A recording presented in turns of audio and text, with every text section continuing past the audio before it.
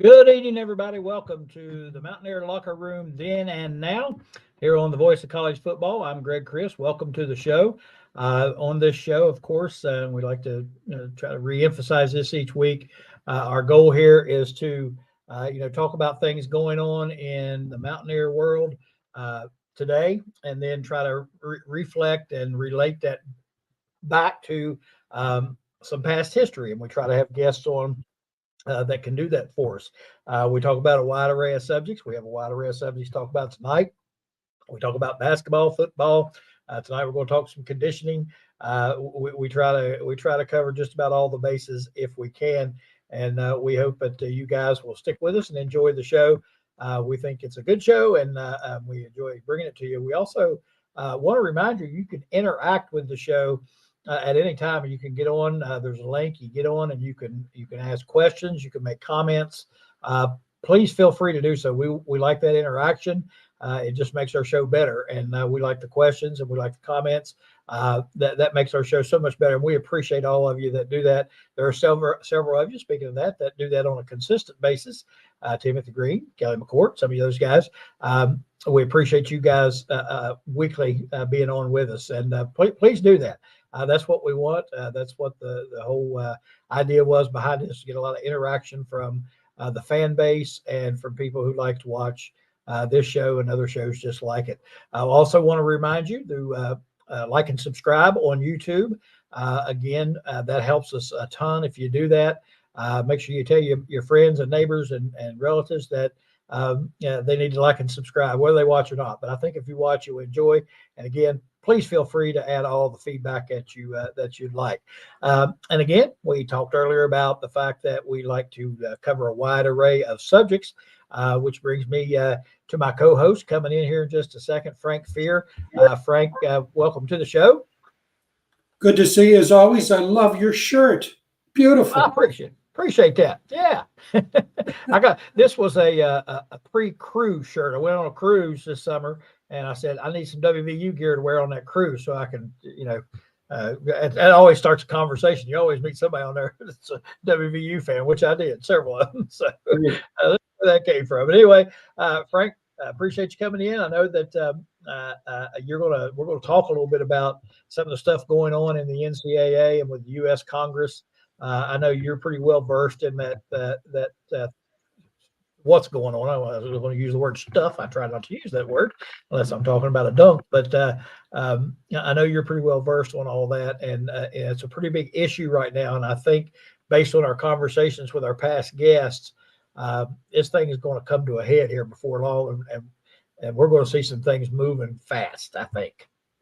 Oh, I think you're absolutely correct. I think it's just a matter of when and who. Obviously, the new NCAA president is very concerned and has brought new ideas to the table, a new proposal that may or may not ever see the light of day in terms of being adopted. It'll see the light of day, but whether it'll be adopted is a big question. And one of the things he's been doing is really encouraging Congress to act. So I think you got two avenues here, the NCAA themselves as an organization moving forward, or Congress. And one of the things I think that we've seen a lot of is conversation in Congress. I think generally in terms of regulating revenue-generating college sports, specifically NIL, name, image, and likeness. And a lot of that activity has been in Congress. I mean, whether our own Joe Manchin is one of the persons who's taken that to heart and has put together ideas in bill form. And there are others. Senator Booker is another one who's been very active in this. But the newest news is the activity out of the House of Representatives. There have been 11 hearings this year, or in the last year, I should say, on the matter of regulating college sports. But this is the first one that actually was connected to an actual bill that then was put forward by a committee for open discussion. Students, 3 students were there that spoke. The president of the NCAA, Charlie Baker, was there, as well as a variety of other, attorneys, college sports experts, et cetera, et cetera. And this has some teeth to it. And one of the things that's interesting about it, it has support from Congress people who aren't necessarily known for their interest and support of college sports. For example, Representative Dingell of Michigan. And so this one is really heavy in terms of regulating nil and making it more difficult to manipulate the nil process for partisan purposes. We all know that Florida State got whacked by the NCAA recently. The big issue, and I'll stop with this, Greg, is the NCAA has two items, neither of which is under consideration, as I understand it, in the bill. One is they wanted antitrust exemption. That's not in the bill. And the other thing they want is to make sure that students are not declared as employees, that students are to continue to be called student athletes. That's a really contentious one. So we'll have to see, but it's serious. Yeah. Yeah. And I think, you mentioned the fact that, some of these Congress people are not tuned into the sports world a great deal, but are still involved in this. And I think that obviously is coming from constituents, people like us who are very interested and who are crying, hey, something has to be done about this mess. And I think they're hearing that, Joe Manchin, of course, again, you look at, from West Virginia's standpoint, that to me creates interest by Joe Manchin immediately. I mean, we're looking down the barrel of this thing, and we're not going to benefit greatly from the way it is right now. And I really think in order to level the playing field, they've got to do something. And you hate for Congress to get involved. You hate for them to be controlling. But there's got to be some sort of regulations. There's got to be some sort of rules in place. This is too big of a business, and it's too important to too many places for it to keep going like it is, where basically you're going to have 10 or 15 people that have everything, and then the rest of us are going to be fighting for the scraps. And they've got to do something. So I hope at least it's a step in the right direction. I don't know what all the proposals are. And we talked too with some of our guests about collective bargaining and those types of things that could be coming. We talked about the eligibility thing, how many years you get to play, and can you tell somebody, hey, you can only do this for 4 years. You're making money and you have the potential to make money, but we're only gonna let you do it for 4 years. That's another big question. We saw where the player from, I believe it was Miami, like on a 9th year or something. I'm just, gee whiz. 9th year. Yeah. But Frank, when you look at it from the perspective of their perspective, and this guy's making money, obviously, and he has that opportunity to make that money, but he may not be good enough to go on to the next level to make money playing football.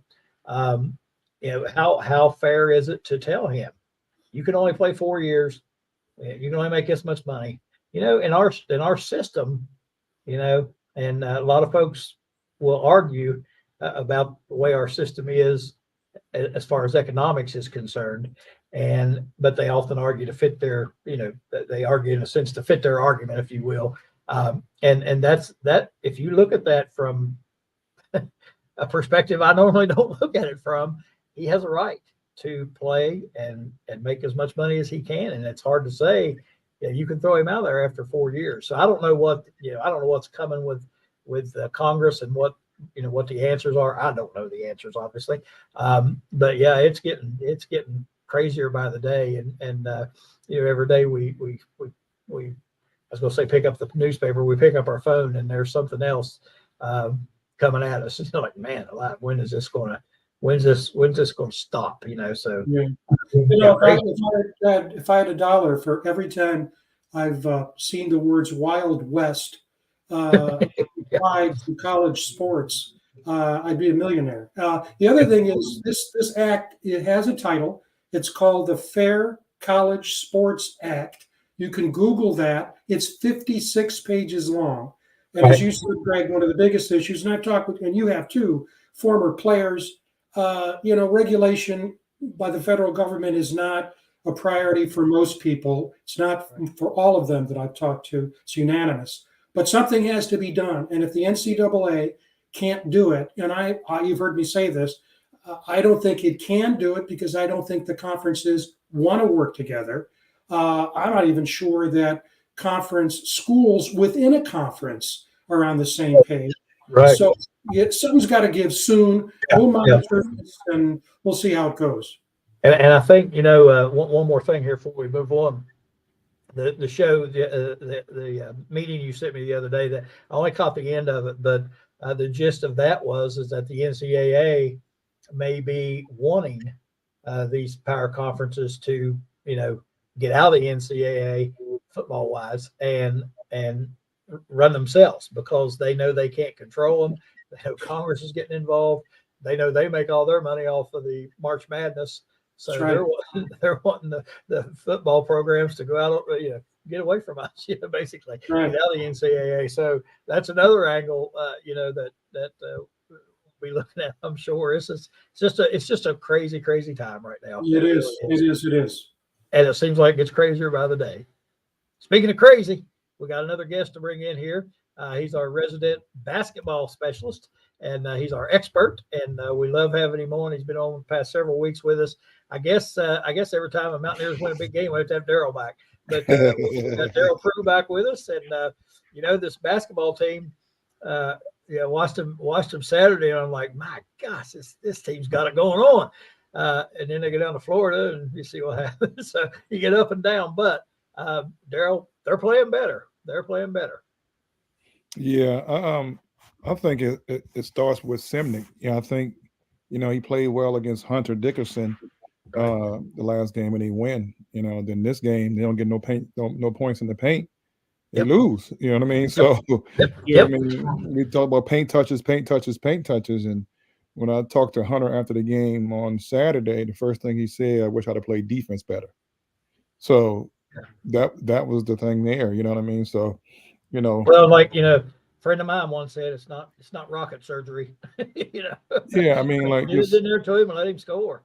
They talk about basketball, this new and old school and this and that. It's still defense, it's still offense, it's still making passes, it's still playing, defense, it's still rebounding.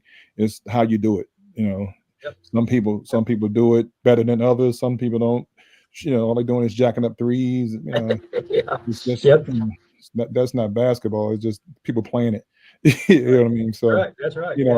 I think against UCF, the first 5 minutes of the game they lost. Right. They set the tone and couldn't bounce back from it. Get back.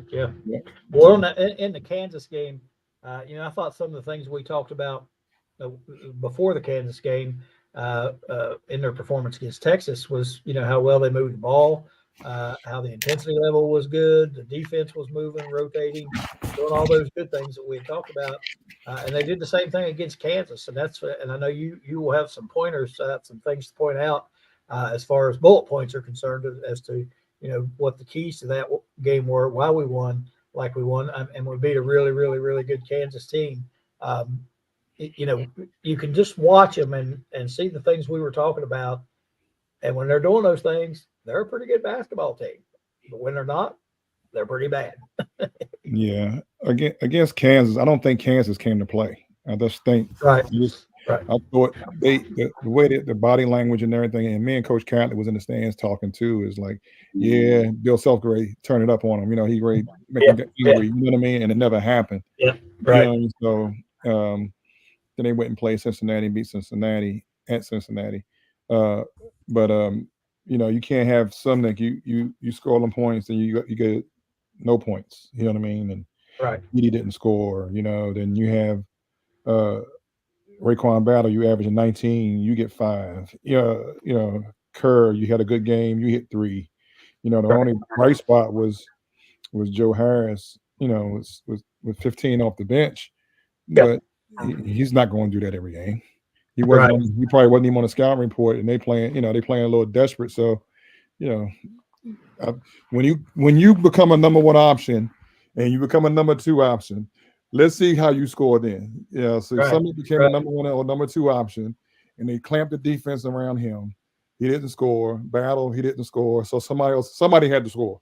So they'll leave somebody up. They'll make their sacrifice, and he wasn't the guy that they thought was going to keep hitting shots. And so it's it's consistency. You know, you got to be good to be good. You have to be consistent, and Yeah. you know, this team is going to be consistent, like we said all the time. Yeah, they really struggle with that. Like you said, the consistency part of it is tough. And I don't know, I don't know if it's the chemistry thing. I don't know if it's where they haven't played together as much. I don't know what it is, but the consistency. I mean, you just watch them from one game to the next, and it's like watching a different team. I mean, it's not even close. It's not like, oh man, we just missed some shots. It's just like a whole different team out there playing. You watched last night. I mean, it was awful. They were bad. It's just you know how it is. It's two different environments. You at home, Oh yeah. It's just and you're away. It's two different things, and travel. But playing together and stuff like that. It's we got guys from other places, so you get other guys' stuff. I call it SHIT. So you get everybody else's.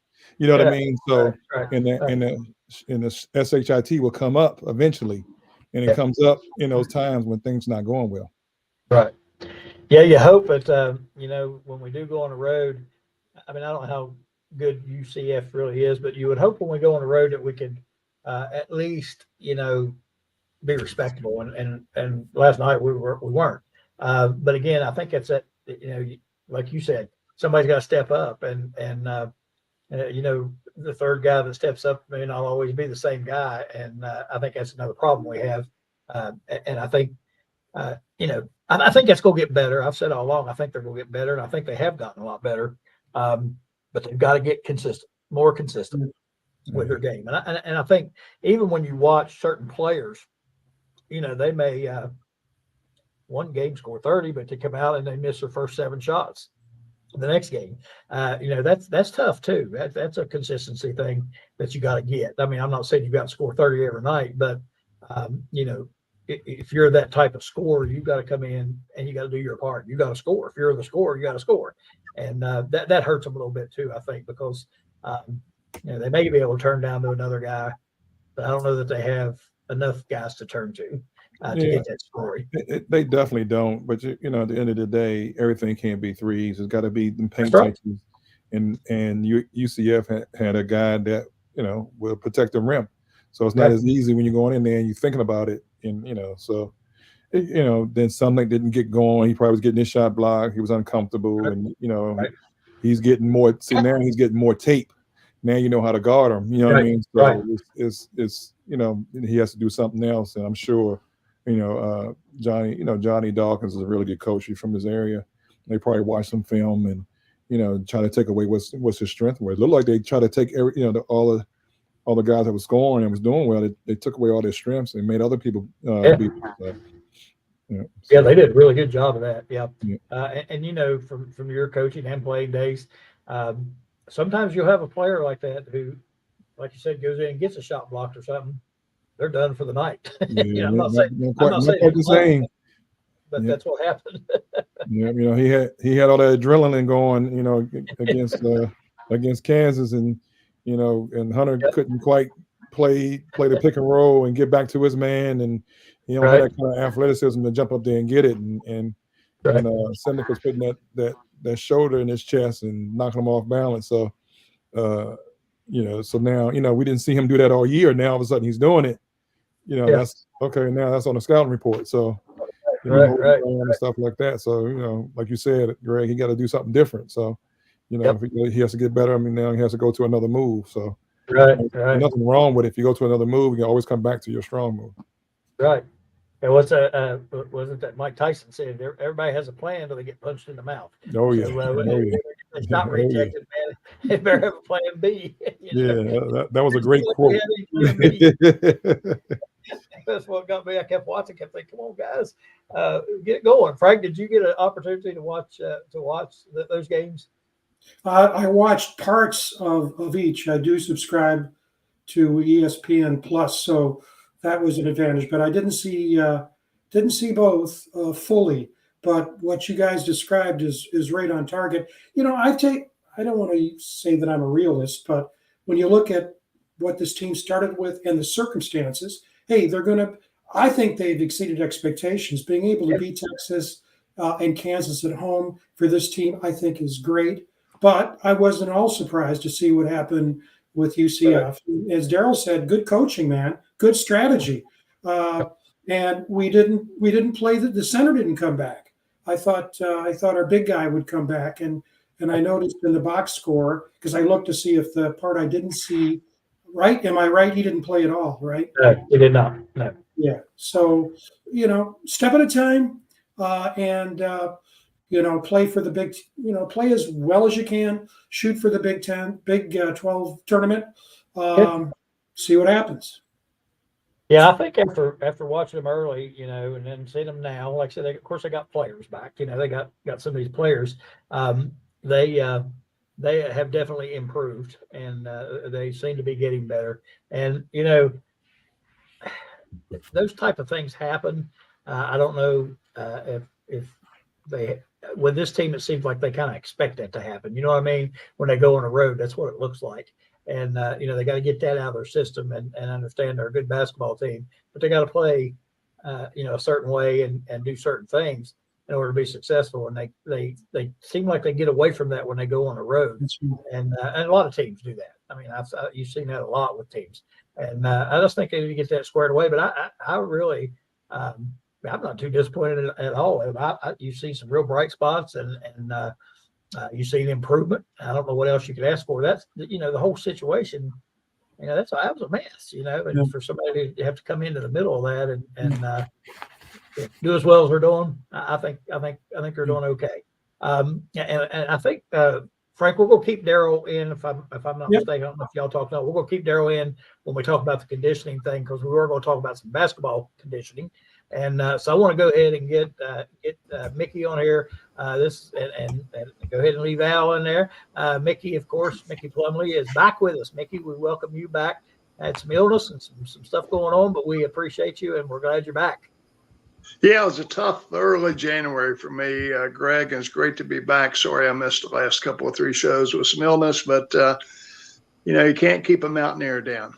There you go. And of course, we've had Al on before. Al Johnson's on with us. We are going to talk about some strength and conditioning and that sort of thing. And you can see I was going to just get ready to say that, but you can see on the bottom there the strength and conditioning coaches Hall of Fame. He served with WVU, Ohio State, East Tennessee State, Northwestern, and the Baltimore Orioles as their strength and conditioning guy. Darryl, I'm going to start with you. We are going to talk about this since we're in the off season.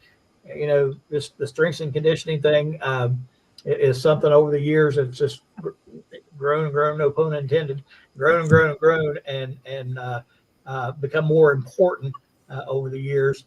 What was your off-season strength and conditioning program like when you played? Al did most of it. We did a lot of running at the end and a lot of lifting. Back then, I think they wanted us to get bigger. You know what I mean? Strong, big, and stuff like that. We did some plyometrics after the season too. But back then we didn't have a lot of individual workouts as far as basketball. Like guys take us and work on something, our weaknesses, and some of the guys didn't like playing. So it'd be hard to get 10 guys to play. So we had to go down Stansbury and play. But a lot of those guys wasn't invested into it. So that's it's different now because they have the practice facility. Everybody's there. You can get you can get in there. But Al did a good job of keeping everybody healthy. I don't think we had no knee injuries, no, nothing serious. My 4 years there, and I took the base of what he taught us, and I took it and used it as a pro, and it helped me a lot throughout my career. Yeah, and you probably also in your era dealt with because I remember this, and when I first started coaching, I heard this all the time. Well, you can't lift weights, during the season because it's going to mess up your shots. We always heard that, we started getting into that a little bit. I don't think Catlett was sold on it my senior year, but it's not as like it is now. Right. Because they definitely left during the year more. But I think Al was trying to introduce it our senior year. But I don't think coach didn't like going up because we had to go back outside, to go to another facility. So it's a little harder for us to go lift weights. than Yeah, little yeah. different. Yeah, a little different what it is today. Frank, I'm gonna let you jump in and Mickey and talk with Al about some of these things. I know just like Darryl said, today it's a little bit different what it was back in his era, back when I was coaching.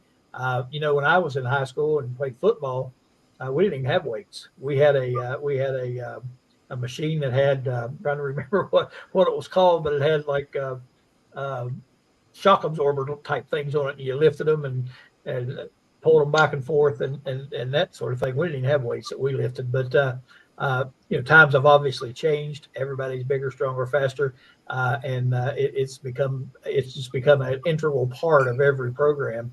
And I love listening to Al talk about these things because it's so important to a program now. Well, it's always been important, but it's more important now today than ever. So I'm going to quit talking so much and let you guys hash this out. I'm going to sit here and listen to you. Well, Mickey did a great interview with the fellow footballer from back in the late 60s, Bob Zitelli, and we're going to show that video in a few minutes. But Al, you've worked at so many different places, made so many, I can't count the number of pro players, MLB, NFL, NBA that you've helped coach. How do you evaluate the current status of strength and conditioning, particularly in terms of the off-season work, and compare that to the years past? Well, I tell you what, I think right now, now what's more prevalent probably in the last 5 to 7 years is there's a lot more science involved in terms of the training. There's a lot more emphasis, which there should be, on rest and recovery. Recovery. And I think through the years, I think back, 80s, 90s.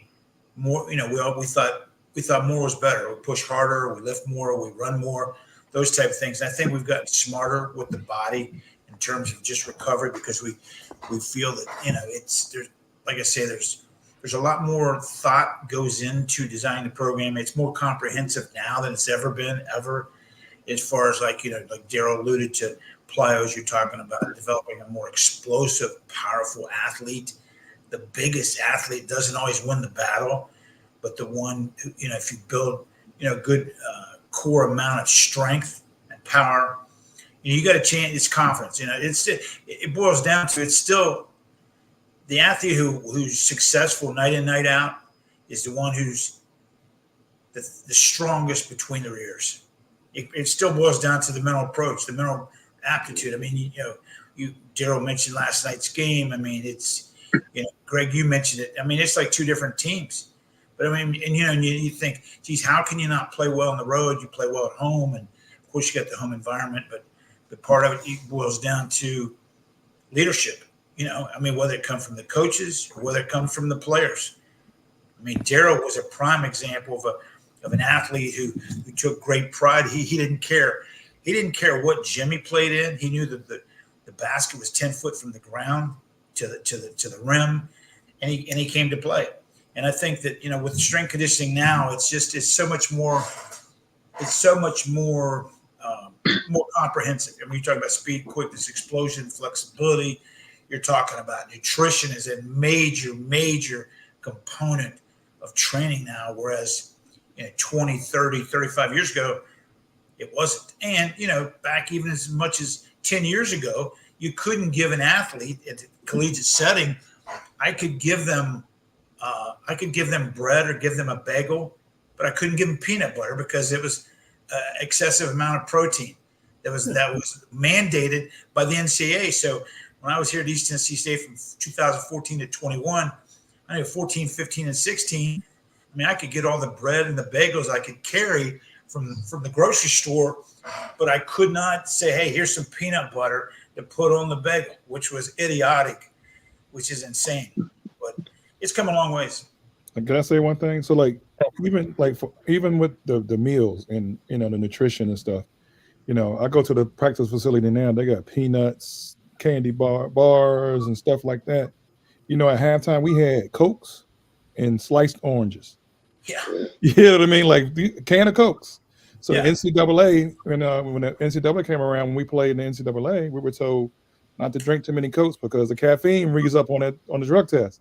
It's like how you gonna give it to us, but we gotta not drink much of it. And that kind of carried over into my life, and it kind of affected my get me diabetes because I drank. That's all I did was drink sodas up until 15, 20 years. So I got diabetes. Now I got to stop drinking soda. But like you said, it was just to eat all this pasta, eat all this stuff, and all the carbs, and it coated up with me. But it just I tell people now all the time, like even with the shoes they wear and stuff like that, how technology, how the conditioning and weightlifting has evolved. I was like, we was kind of like the guinea pigs. You know what I mean? Like they'll try this, try that to see what works, what didn't work, and this and that. And like he said, weights back then gave us confidence. I remember my freshman year. I don't remember this guy's name. He played at Duquesne. He whooped my tail. I couldn't get around him. He'd seal me on nothing 4 feet from the basket. I couldn't get around him. He was scoring this and that. I said, you know what? I'm not going to let that happen again. You know what I mean? But that's the pride. You know what I mean? So I'm not going to let that happen to me again. And I use it on other people as I got older. But you know what I mean? I was like, man, he wasn't overly big, and I played against bigger guys, and he's just strong. He knew his angles. I was like, gosh, you know what I mean? I said, I want to be like that too. So, it wasn't bad. It was just different back then than it is now. Yeah. Darryl, I know Darryl probably don't remember this. Mickey probably does. Frank probably does, and Al probably does. Salt tablets and limited water. I don't know. That's what you used to. That's what it used to be when you practice. The salt tablets for the cramps. They wouldn't give any water. You get a little sick. I never could figure that one out, Greg. They would be cramped up during summer ball. 2-day practices, you're out there in the afternoon, 90-degree heat, and you're having muscle cramps. Hey, here, take 15 of these salt tablets. It'll clear right up. These guys run up and down for 1 minute, and they get water breaks. I mean, we'd be having 2-3 hour practices, and if Cali mad at us, we ain't getting no water breaks. Yeah, today's hydration, right? We had our hydration protocols back in the 60s too, but it was a little bit different kind of hydration than I think the coaches would really want us to partake of. But we've gotten to rehydrate ourselves on the weekends, as Bob Zitelli and I mentioned in the tape that Frank's going to show here in a little while. The training table, quite frankly, was one of my favorite parts of being on scholarship because, you got 3 squares a day, buddy. And, coming out of the southern coal fields of West Virginia, that wasn't always the case in our household, but it was no limitation on what you wanted to eat and really heavy on the carbs. We would have pasta at every meal. Somebody asked me one time if I ever did steroids in college. And I said, well, the only steroids I ever used was anabolic pasta.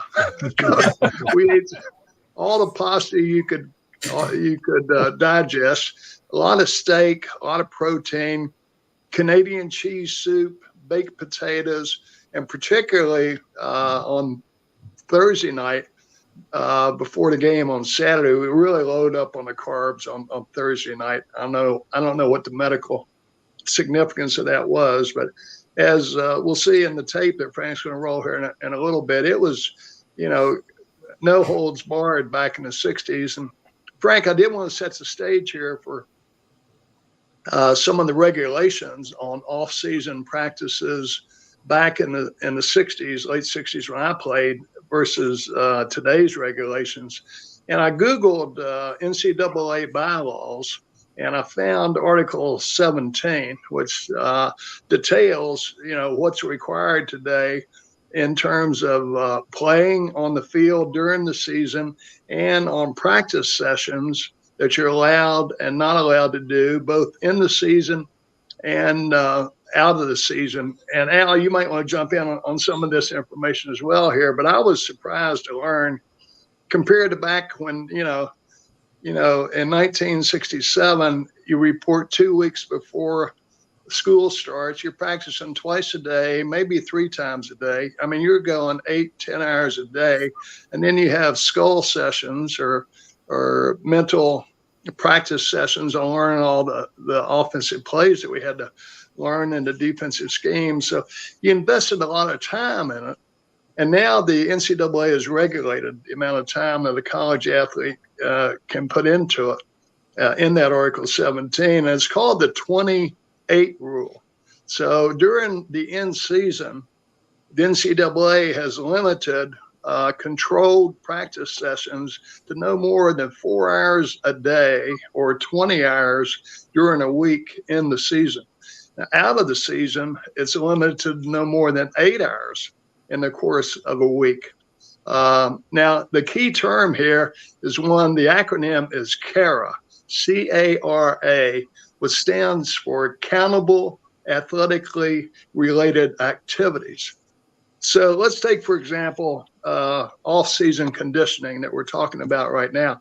You know, our program was primarily a weight training program and a running program, as Darryl mentioned. But we didn't use weights back in the day, as we talked with the session with Bob that we'll play here in a few minutes. You know, we were more into agility training than we were heavy weight training. But that activity today, it's countable, and I think this might be an out for many schools. If you have a weight training session today in which there's a coach present and monitoring the activities that you're going through, then that activity is countable. But if the team gets together on its own and there's no coach there conducting the activities, there are no limits on any voluntary weightlifting activities that you want to do. So it wasn't uncommon, you know, back in the day that, you know, you get a memo or someone will whisper in your ear, hey, you know, officially, you know, we can only do so much here, but you're free to do all that you want to do, you know, on your own. You know, the one exception to that 28 rule was during spring practice, and now the NCAA in Article 17 has regulated that as well. I mean, we used to go Katie bar the door for 30 straight days, scrimmage 2 or 3 times a week, and then it all culminated in the blue gold game. But today, the NCAA has limited spring practice no more than a 34-day period. And in that 34 days, you can only have 15 on-field practice sessions in which there's contact, and only 12 of those 15 can involve on-field contact, including tackling. So, and of those 12, 8 of them you can tackle in, and 4 of them you can't. So, you know, there's a lot of regulations today. And by the way, you can't have more than 3 11-on-11 scrimmages during spring practice these days as well. So as you'll see in the discussion that Bob and I had with Frank yesterday that we taped, you know, things have changed dramatically from back in the day in terms of the NCAA. And I think a lot of this came about because of the advent of so many concussion injuries in collegiate sports as well as in the pro football league.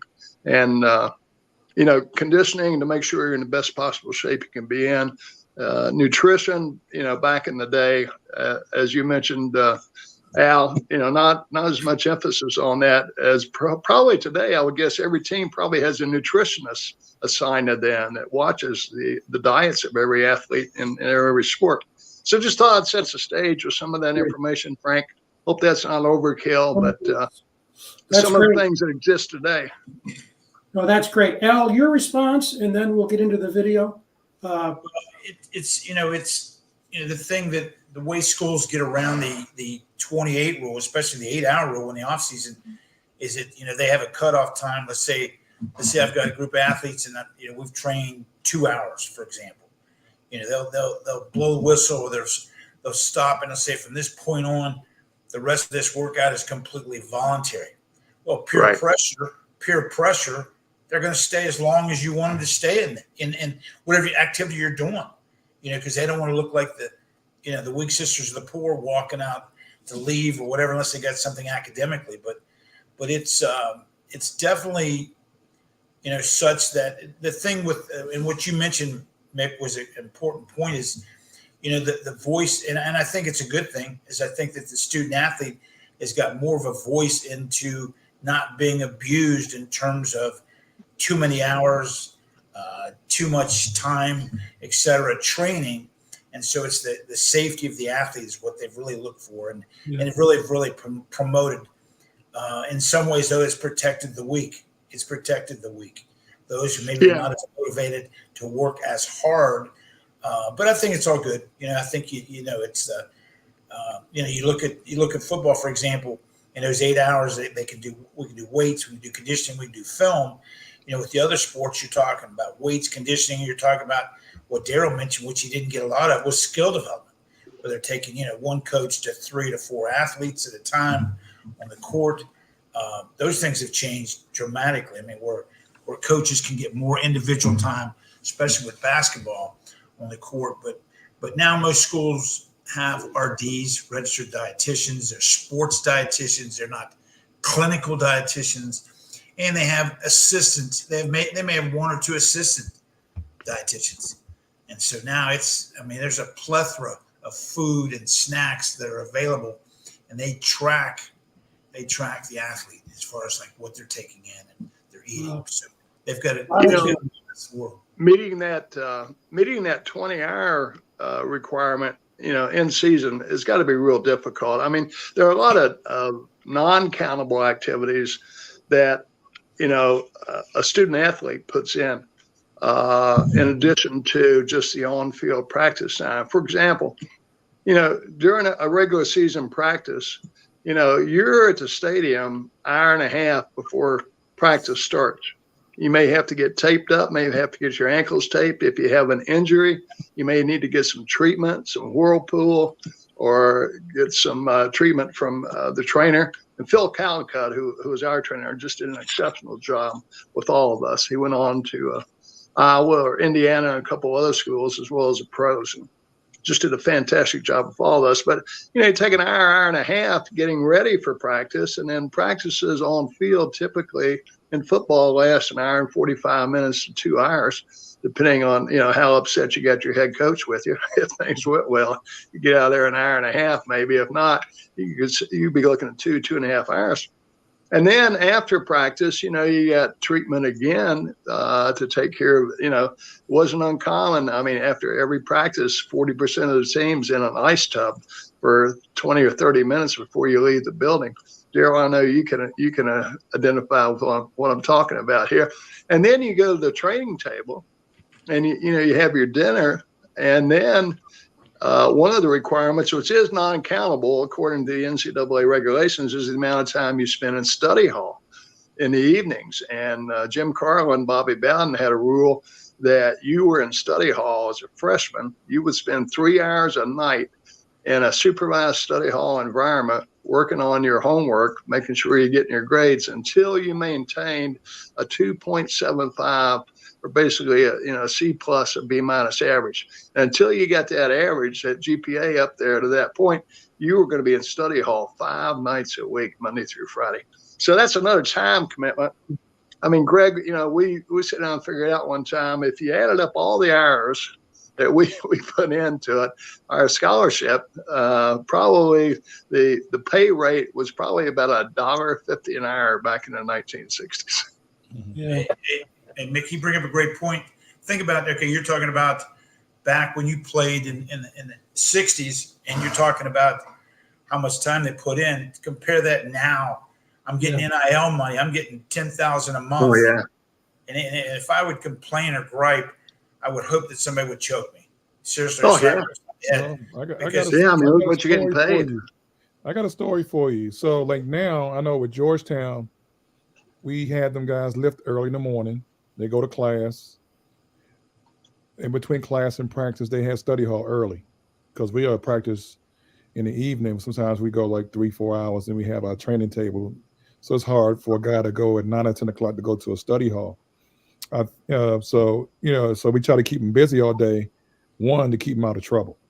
When they got too much time on your hands, that's when stuff, you're on a college campus, stuff will get a little awry. So we wind back to that NIL. We lost somebody because somebody didn't want to go to study hall. Remember that at the beginning of the year? What's the guy that transferred? Jose Perez. Perez. Yeah, Making $200,000, $300,000, and you don't want to go to study hall. didn't want I to go want to study. beat him up for not going to study hall. For $400,000 at 57 years old, 56 years old, I'll go to study hall right now. Absolutely. I would go to study. What about you, Al? For $400,000, you go to study hall? That's Hey. great. I'd go spend an extra hour there. But hey, you bring up something. Mickey, you brought up a great point. Which you're talking about the countable hours. You're talking about 20 hours. I've been a couple places I've worked, and I'm not going to identify them on this podcast, but I've been there where practice would end. The head coach would bring the team up to talk to him about, hey, go eat, study hall, whatever. And then he would turn to the DFO, the director of football operations, and say, hey, how much time do we have left for meetings? And one place I was at, the DFO said, Coach, you got 9 minutes.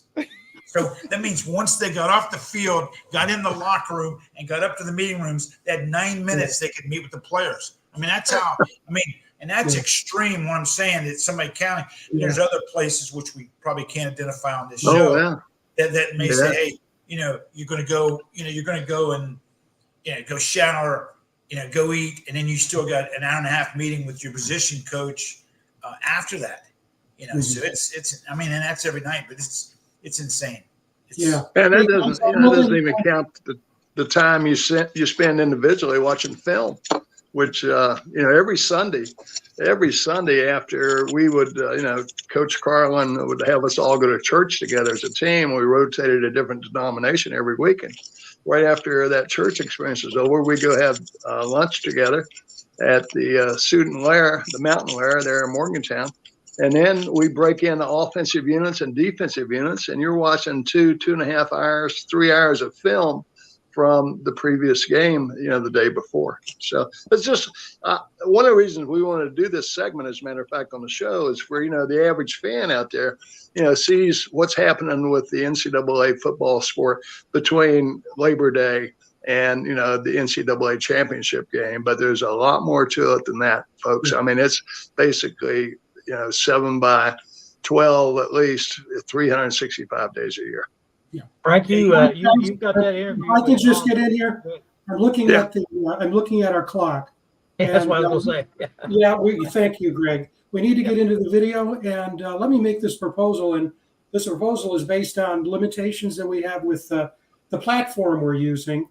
And so I've had to take the tape that Mickey and Bob made and cut it up. So what I'd like to do, I'll put Greg, Darryl, and Mickey in the locker room.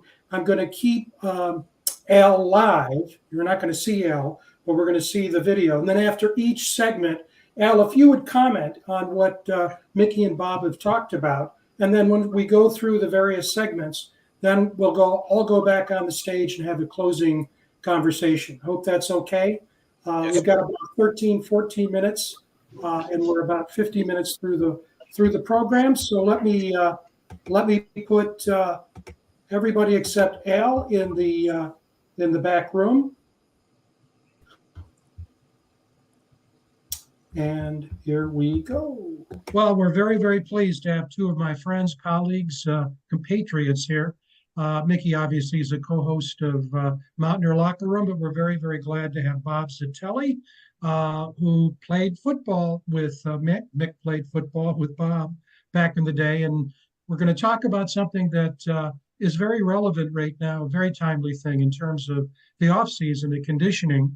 And we're going to take a then and now perspective, true to the title of our program, and talk about what conditioning, strength conditioning, off-season drills were like when these two guys played. And then we'll talk live more about the way it is now with Al Johnson. And so we're very, very pleased to have you here, Bob. I'm going to turn to Mickey to give an intro, and then we'll have a conversation about what happened after the season was over back in the day. Great. Thank you very much, Frank. Appreciate that. Bob, it's good seeing you again. My friend that's been just like yesterday, it seems like, in the middle of winter, while everybody else was staying warm and cozy in their homes and apartments. And I think most people probably thought that football players, with the season being over, were doing the same thing. but it couldn't be anything further from the truth. What the average fan may not be aware of is, once, if you're lucky enough to go to a bowl, once that entire experience is over with, you typically get maybe a week, 2 weeks into the first or second week of January. And then, unbeknownst to the average fan, the real work behind the scenes in the locker room begins with what's referred to as the winter conditioning program. And that's what we're going to be talking about today. The NCAA has a lot of regulations about now, but back in the day, I don't think we were governed by anything. It was just you better show up for your winter conditioning program and be there and do what's expected of you. So I thought we'd spend a little time here today just reminiscing about our experiences doing that. And Bob, certainly want to open it up for your comments about your recollections of how that whole process went.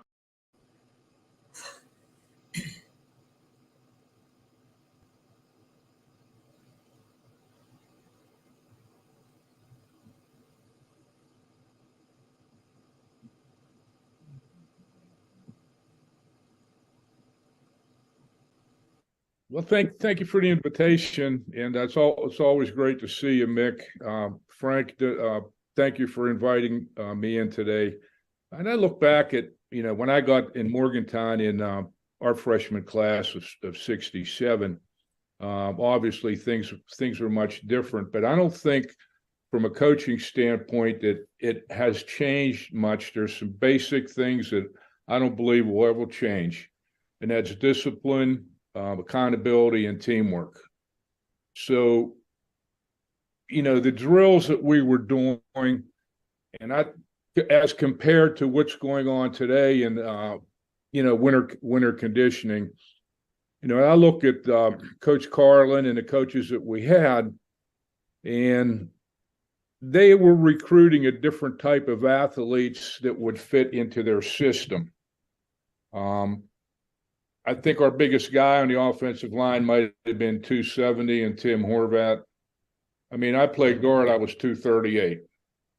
So obviously the physical stature of the players has changed over the years. But when I look at that staff and the type of athletes that they were recruiting, I come to a conclusion that if you prioritize speed, they were considered as Renaissance men because they were an outliner in the football world.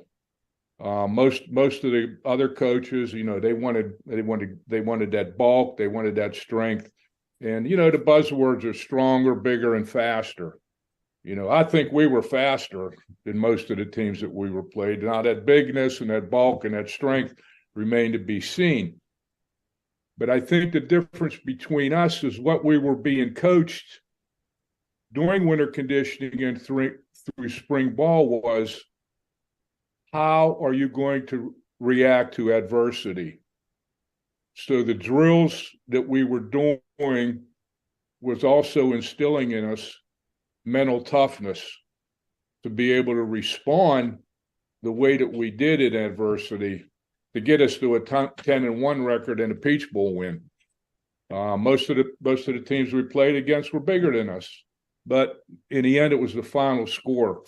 I think a lot of the drills that we were doing, lo and behold, underneath the bowels of Mountaineer Field, and in the the meeting room turned into a mat room. Did we have weights? Yeah, we had weights, but we didn't have really a strength and conditioning coach or a diet that was designed specifically. We were happy to, have 3 great meals a day. Well, I screwed everything up because the last time I muted myself, but now I'm back. Sorry to put you in a bad situation after the first segment, but a lot of there to chew on. I mean, it was speed. When I was writing the book, that was clearly an issue. And then the lack of size and strength sort of bit the Mountaineers, particularly in the pit game in 1970. But your thoughts about what Bob is saying there? Well, I think brings up some great points, some things that, you're still working today. You're trying to create your culture, create discipline, create accountability, create leadership. Those things are intangible. You're still trying to develop in your off-season program. The thing too, you got to look at the era and with which they were there and they were training in the bowels of old Mountaineer Stadium. I'm sure they didn't have a strength conditioning coach per se. They didn't have a real super structured strength program. I'm sure as far as movement, as far as like trying to do speed, trying to do agility, change of direction, because 80% of the game of football is change of direction. Everyone gets caught up on all this linear speed, and we try to make them track athletes when once the ball snapped, it's 80% going side to side. But I think that, I think what happened over time, when those guys, I think you've gone through pretty much 3 different segments. You think about back when they played, there's more speed, more movement. They really emphasized that. Then it shifted. Hey, let's get bigger and badder. I know when Coach Nealon, I was with him. He came in 80. I came in as 82 as a GA and 81 as a GA. And the emphasis was like, we're not getting the cream of the crop. We're lucky if we're getting a 3-star. We're not getting 4 and 5 stars.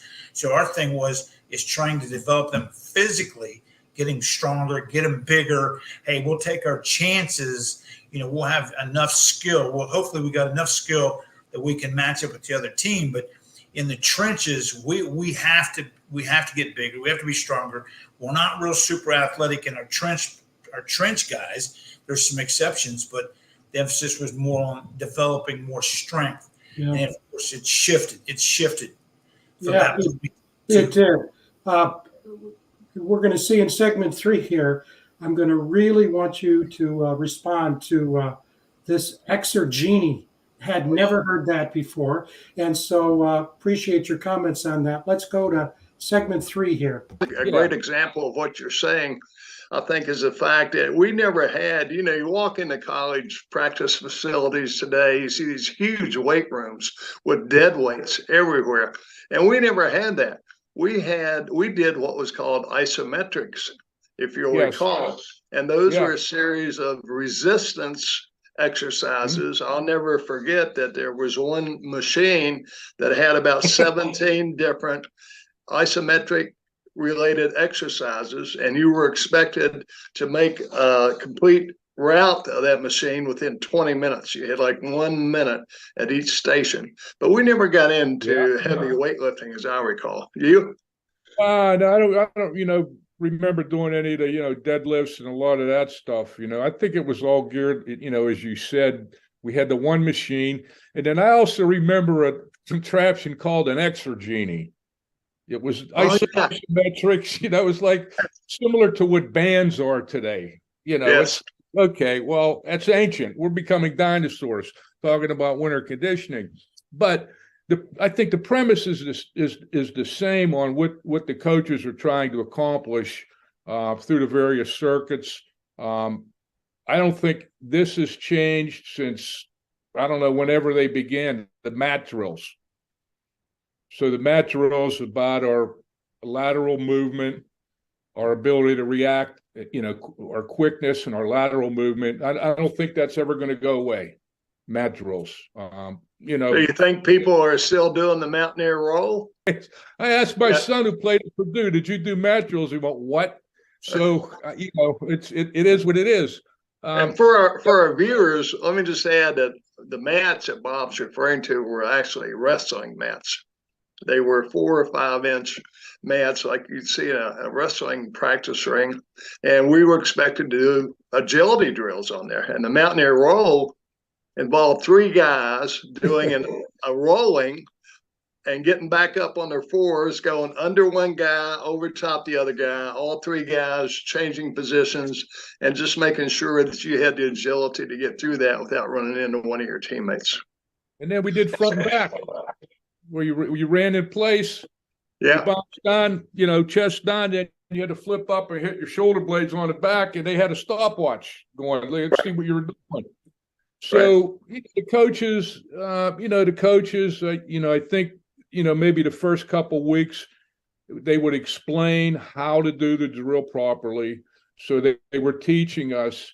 But I think when we got into the second set of the third 3-week period, the volume started to increase more of what we were doing. So the extra genie there, Al, and Wow. what those guys were doing back then. And it's amazing, but but you know what? I think what's awesome, it's relative to what everyone else was doing. So it wasn't anything that was so much different, but there wasn't as great an understanding of how to develop speed and explosion. I mean, and strength. There wasn't that saying. They spoke of the extra genie about 25 or 30 years ago as a yard sale, and I come up on this device. I looked down, and lo and behold, it was an extra genie. I bought it. It's still in my basement now in a box. Never used it. But I think that what they're saying. I mean, you're talking about circuits. I mean, when you talk about a lot about circuit training, you're not really developing a lot of explosive power. It's more endurance training. You're developing some strength, but not a high relevance of a high volume of strength. But man, you talk about developing great toughness. Mm-hmm. Those guys. I mean, you talked about the one gentleman there was 238-pound offensive guard, and you know what? Relative to the frame they played in, I mean, he was probably right there within 10 to 15 pounds of most of his opponents, what he's playing against. But it's interesting to just see and listen to what they had available, what they used. But that's it's amazing how much strength conditioning has evolved over the last 40 to 50 years.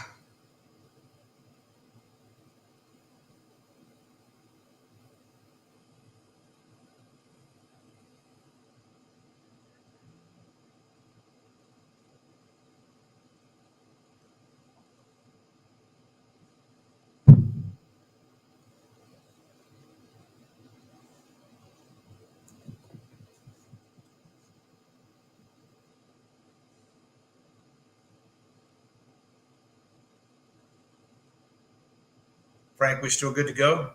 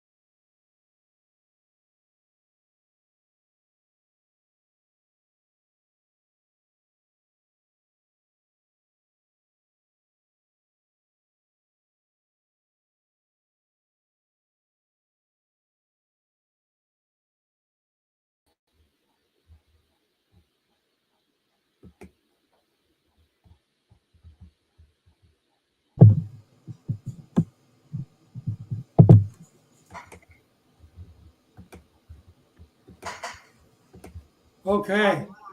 Hey!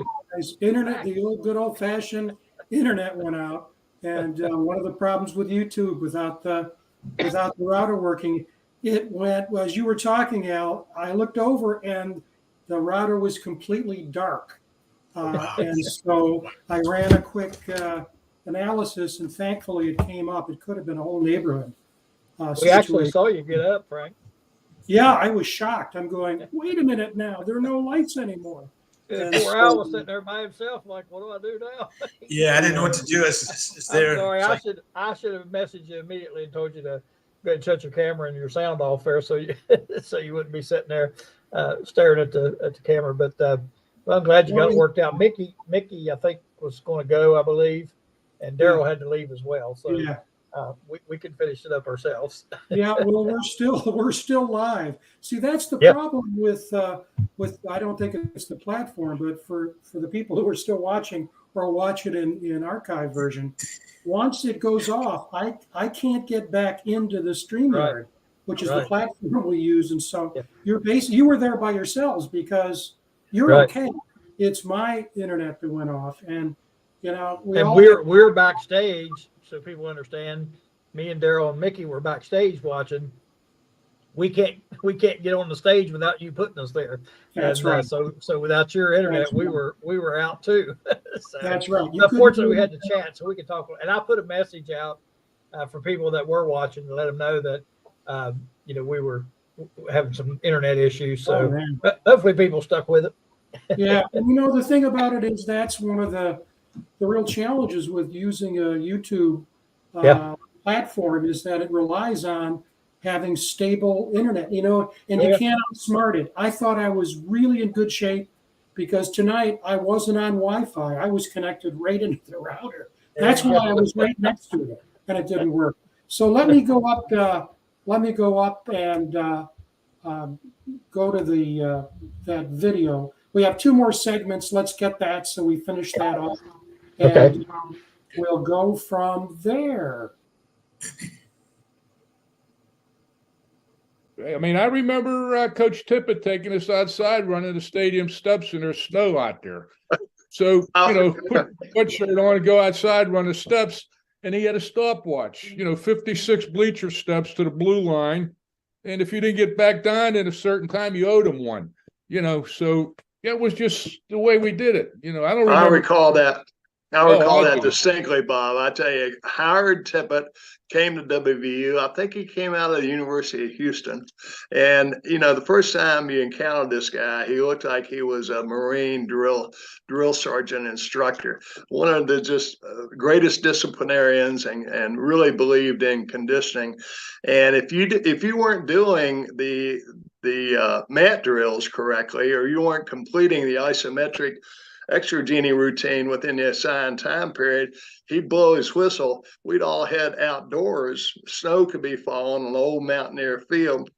As I recall, the stadium seating went up to double T or double R. It was alphabetized. Yeah. And as you mentioned, Bob, you were expected to get all the way up to the top of those stairs and back down. I think it was 45 seconds we had to do that, right? Yeah, up and down. Yeah. And if you didn't do it, you owed him one. Oh, yeah. If you didn't do it, you had to do another one. And I can distinctly recall. That was, particularly, you remember the sessions on Monday, Bob, when we may have been out doing some hydrating of ourselves on the weekends? And, all I remember was like Mondays when you went into the locker room and when everybody had a good sweat going. Okay, everybody had a good sweat going. Coach Tippett, he'd be up there, getting ready to go. We were making our run. So we get into that mat room and they turned that heat up in there to make sure we had a good sweat going. He would take a couple deep breaths and say, "It doesn't smell right in here today. We're going to get some of the poison out of you boys today. So get ready to strap it on." And, weekends were time to get hydrated a little bit because you worked so hard during the week. And then Monday came around and you were dehydrated again. You had to dehydrate yourself. Yeah. So, we'd always go. I love them. I loved them. We'd always go up to Pennsylvania for those hydration sessions, as I recall. Yeah, for the real deal. Yeah, for the real deal. The real deal was 6.0% beer up there versus 3.2 in West Virginia. Not that we ever had a beer, you understand, but just wanted to put that out. Well, it's part of the experience. Well, we're back live again. Thanks for those folks who joined us. And also for you hanging in there, the three of you. Darryl had to leave. But yeah, I'll tell you what. Mickey, did you hydrate while you were gone?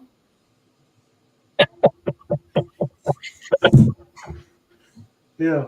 Great. Weren't those great stories, Al, about one coach, but it could have been 100 different coaches, huh? You know what? Nothing's changed. Hey, you could put that timeline to 2024. Hey, I guarantee on weekends after a tough week of off-season conditioning, running, etc., the guys are Friday after about 6 o'clock. They're thinking we need to go hydrate, and nothing's changed. I mean, that's what's cool. That's really what's awesome. And Mondays when they come in, you know, they're reeked an odor that was not normally there the rest of the week. You know, that's right.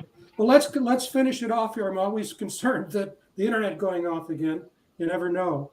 So let's do the last part, and then we'll have Greg, if you'll bring us home after that with final comments. We'll take it from I think there. our coaches set the standard very high for us. You know, they wanted more from us as student athletes. So the bar was set early on for the training, for the practice, and even more importantly was how they stressed the academic aspect of it. Because if you remember, we got the monthly academic cards that we had to give to our various professors on the attendance, your scores, how you were doing, so on and so forth. And you know, fortunately, you know, they took a genuine interest in our well-being as a student athlete to be able to, you know, to trade off scholarship, but to play ball, you had to maintain your academic eligibility. That's why we were there. You know, sometimes maybe we put football a little too much, but we graduated. So, you know, kudos to our coaches. And, you know, even our social life on campus, being an athlete, you know, you're kind of being recognized a little more than the average student, even though we're doing more than the average student, trying to bring honor and pride to West Virginia University. So, you know, you had to watch your language, your behavior, make sure you're showing up in class, and do the best that you can. You know, it was very easy to get off track during winter conditioning. We had no game scheduled, but we were always held accountable for what we were doing. We had a dress code, as I recall. We were expected to dress a certain way out on campus. I specifically recall, Bob, that you weren't allowed to have your shirt tail out on your shirt. You expected to have your shirt tucked in when you're walking around campus. And, you know, if you were caught not doing that, you got to go out and run those stadium steps we love so dearly. So, Coach Carlin, they were sticklers with the sideburns. Yeah, you couldn't have the long hair hitting your collar. You know, your hair had to be appropriate. And you know, God bless Coach Calicut. He called me in the training room and he pulled out a 1-foot wooden ruler and he put it at the bottom of my earlobe, and I had the sideburn come down about a ½ inch. He went and called one of the assistant trainers. He said, "Cut that sideburn off that ½ inch to get it above Zitelli's earlobe." You know, so yeah, they had a handle on things. They really did. You know, conditioning, we made it through. You know, in our minds, maybe some of us were too young to appreciate what those coaches planned out for us to lead us for success. Watch those sideburns, I'll tell you. You know, it's funny you hear those things. That, you know, when I was in school, in high school, you know, those were all things that, you know, all the coaches did back then. I mean, you know, the dress and the hair and all that sort of thing. And I just, that's all part of the discipline, obviously, and that sort of thing. But as far as the the conditioning part of it, we did isometrics, and I think that's why I have this body I have today. Is because we didn't lift any weights. We did isometrics. So I'm not sure how much good that did, but everything has changed so much, and it has become more scientific with the diets and that sort of thing. And it's just really fascinating now to see, what all goes on and what all is put into that, because it's amazing when you see the science behind it and what all takes place with the conditioning, the diets, et cetera, et cetera. It's fascinating. And, the end game, ultimately, running the bleachers, well, that's, I'm sure was a great benefit physically. It gets you in shape, obviously, and strengthen your muscles in your legs and your lungs and all that, I'm sure. So, whether it's heavy weightlifting, that's the one thing I think has changed a lot is, they've become, the bulk thing, the bigness part of it has changed a lot. Al, I wanted to ask you a question too before we move on. It seems like today there's a ton of knee injuries, and I have heard, I don't know any science behind it or anything like that, but I have heard comments about the fact that these athletes are so big and strong and fast that the body, the muscles and everything just really have a hard time keeping up with them. You know what I mean? I know it don't sound right, but that they're moving so quick and so powerful that the knees are having a hard time holding up and that sort of thing. Give us your expertise on that. I know you have thoughts to know about that. So tell us about two that. things. Those are great points. One thing is you see with a lot of knee injuries is, and every injury obviously is not going to be preventable. You're still going to have them, but what you see with knees a lot of times is acceleration and deacceleration. What I'm saying is everything is moving in a linear mode, but working while you're training in the off season in terms of sprinting and coming to a sudden stop. You find a lot of knee injuries, especially on a football field. They're happening in open space. No one's even touching the athlete, and they turn or they torque their knees, whatever. But a lot of more emphasis has been put on deacceleration to try to minimize that. But then the other thing, the good thing and I guess the great thing and maybe the bad thing about strength and conditioning coaches per se is that we've built these athletes up to be big, strong, and structurally, our body can't keep up with the amount of bulk, can't keep up the equipment. Look at the equipment. Look at the helmets. They can't keep up with, they're trying to constantly improve. And now you see the shells now a lot of times on the practice helmets to protect them from concussions, but the equipment hasn't been able to keep up with the athletes getting bigger, getting stronger. And so something's got to give. And of course, as you see especially with injuries, it's the body. The human body. They've gotten bigger and stronger, more explosive. If you look back at Franco Harris, played for the Pittsburgh Steelers. He used to get dogged out all the time because he ran out of bounds.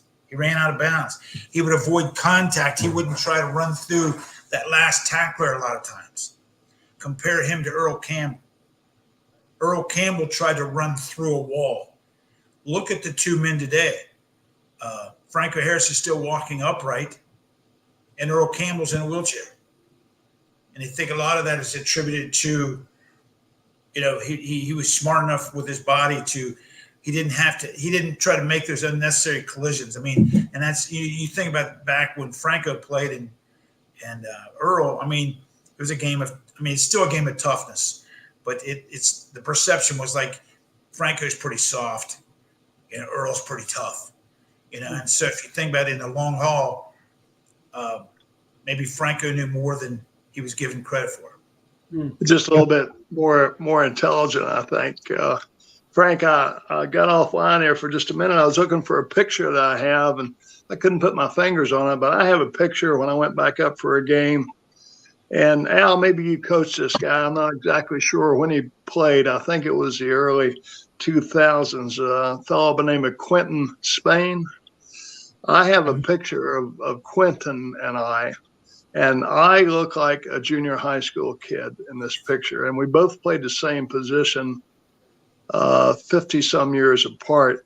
I think Quentin was 6'10", and he weighed about 3. I was talking about his playing weight. I was 6'3", and I played at 230. And Bob and I and Tim Horvath were probably the 3 biggest guys on the team. But that picture of myself and Quentin Spain together, I think pretty much tells the story of what's happened in terms of the advancement that you're speaking of here, Al. So undoubtedly true. I mean, everybody's just gotten so much bigger and faster that I think it's to be expected that you're going to have more and more injuries. I mean, it's more of a gladiator type theater now than it ever was before. Yeah. But think about this too. Kids are coming in the last 15 years. They're coming into college now more prepared physically than they've ever been. It's not like that 17, 18-year-old skinny freshman showing up. I mean, That's right. Now they've all got, they got personal trainers, they've got massage therapists, they've got yoga instructor. I mean, all these things, and a lot of these things are good, they're very good, but they're more prepared physically for the initial start. I mean, look at all the gray shirts that are coming in January. They're not even graduating with their high school classes. A lot of those kids coming in January are already prepared to. And you're seeing in high schools. You're seeing in high schools too, more weightlifting, more. Exactly, more organized, more structured, more organization. And you'll see, and look. Let's talk about one guy real quick, Leon McCoy, Winfield High School. I mean, he was one of my mentors. I mean, he was way light years ahead of the rest of the state of West Virginia as far as any type of strength training. I mean, what he did for those kids at Winfield, they won 46 consecutive games. I mean, what I'm saying, he was light years ahead of as far as strength training for the high school athlete. Probably not just West Virginia, probably in several states. Right. Hey, Frank, I'll wrap up my comments on this strength and conditioning aspect with a story about another guy who was on our team that was well ahead of his years when it came to building bulk, building strength. This was undoubtedly the strongest guy I've ever met in my life. His name was Dale Farley. He played outside linebacker for us. Dale came from a farm somewhere in Middle Tennessee. He passed away, unfortunately, of kidney problems about 2.5 years ago. But when Dale showed up on campus, and Dale was probably 6'4", 250, playing outside linebacker, well ahead of his time. He was the average size of one of today's outside linebackers, and just could pick up anything and just throw it over his shoulder. I mean, and the fact that he'd been raised on a farm had a lot to do with it. And I asked Dale one time, I said, Farley, how in the world did you ever get so strong? He said, well, Plumley, he said, I'll tell you. He said, I worked on the farm a lot as a kid. And he said, when our cows would have a brand new calf born, my dad would have me pick up that calf and lift it over top a 4-foot fence and put it on the other side of the fence. And he said he'd have me do that every day of that calf's life. He said by the time that cow was full grown 565 pounds, I could still pick it up and set it over the fence. And I believed him. Mick, we appreciate you, buddy. Take care of yourself, and we look forward to seeing you next Wednesday. I'll leave you with that, Greg. All right, bye-bye. Frank, you want any final comments here before we were running way over here since we had the allergy comments you'd like to throw out there before we move on? Well, first of all, appreciate your patience and also our viewers. We still have folks that stuck with us. We appreciate that. It's one of the risks we take doing this kind of program. You got to have the connection to the internet. So appreciate Al always having you. What great insights. Absolutely. And as Mick framed it, on a topic that fans typically, when the season's over, they start thinking, okay, who are we recruiting? Important topic. Who's going to be in the lineup? What's the spring practice look like? That all important. You know, who are we playing next year? But there's these activities that the players engage in. Coaches are very engaged, and it starts, as Mick said, not too long after the season is over. So, Al, your insights fantastic, and Craig, your background as a coach, perfect. Really and Frank, not sorry to interrupt, but you know, one thing while we're thinking about this topic, and I know Al probably does the same. You look at these guys today, and you look at their size, and I'm not talking about the muscle size that they bulked up with the weights and that sort of thing, but you look at the size of these guys, like Mick said, 6'10". You know, these guys, not all of them are that big, but 6'7", 6'6", 6'5", 300 pounds. And they can run and they can move and they're agile. And it's just amazing for folks that's never had the opportunity to see a college or a program in person and actually be close. I mean, you can't tell on TV. You get there and you see them. It is absolutely phenomenal, the size of these guys and how fast they move, how strong they are. And I just find it fascinating to hear the talk about the training and the diets and that sort of thing. And, you know, what they can do with a person's body. But it's pretty fascinating to see these guys move and perform like they do. It's amazing. And Al, I know you feel the same way. Well, you know, the thing is look at the percentage of body fat. I mean, you're talking about a kid 6'5", he's 285 pounds. He looks like he weighs 250, and he has a small waistline, lower percentage of fat, and he can run. You know, but look at here's the thing that you cannot take for granted is the success of the program through the years at WVU. And I'm not talking about the last 3 to 5 years. I'm talking about the last 25, 30 years.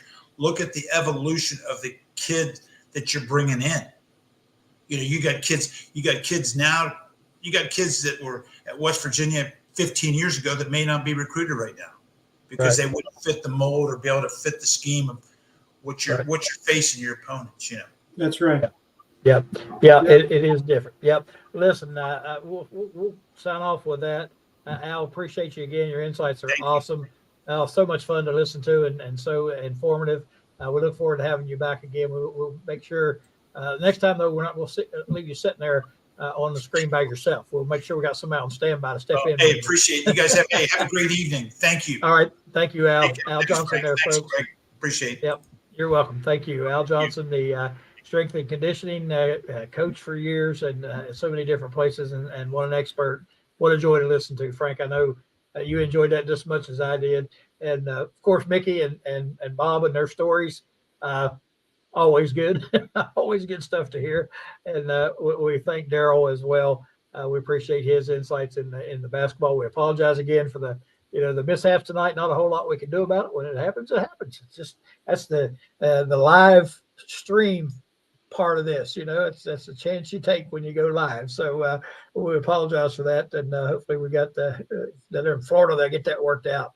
So are you having a storm down there, or just happened? No, I think what happens is internet's a little bit shakier here than we're used to in Michigan, and I think now with this is the place to be for people who are traveling, and so there's just a lot more usage, and so we tend to have issues in the very early morning, right after school starts, 8:30, 9 o'clock, right, and sometimes in the evening, and a lot of times over the weekend. But you never know. It's a crapshoot. That's right, and that's what happens when you go live. But anyway, appreciate you again putting all this together. We appreciate everybody that watched. We'll make sure again we remind you, make sure you like and subscribe, and make sure you tune in next Wednesday night. We'll have another great show for you. We'll be letting you know through Twitter and Facebook who we're going to have on the show and what we're going to be talking about. So, Frank, I bid you farewell. Have a great evening, and we will talk to you next Wednesday. Good night, everybody.